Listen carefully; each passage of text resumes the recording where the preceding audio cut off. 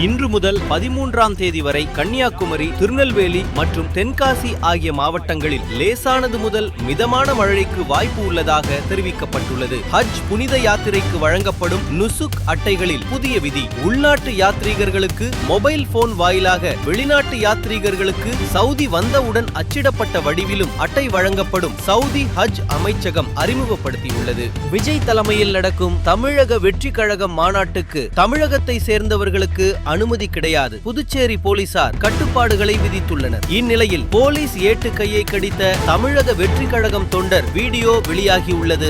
Sudan தெற்கு கோட்டோபான் மாநிலத்தின் கலோகி நகரில் அரசாங்கத்தை எதிர்த்து போராடும் RSF ஒரு நர்சரி பள்ளி மீது ட்ரோன் தாக்குதல் நடத்தியுள்ளது. இந்தியாவை வீழ்த்தி ஜூனியர் உலகக்கோப்பை ஹாக்கி இறுதிப் போட்டிக்கு முன்னேறிய ஜெர்மனி 4 சுற்றுகள் முடிவில் 5-1 என்ற கணக்கில் இந்திய அணியை வீழ்த்தியது.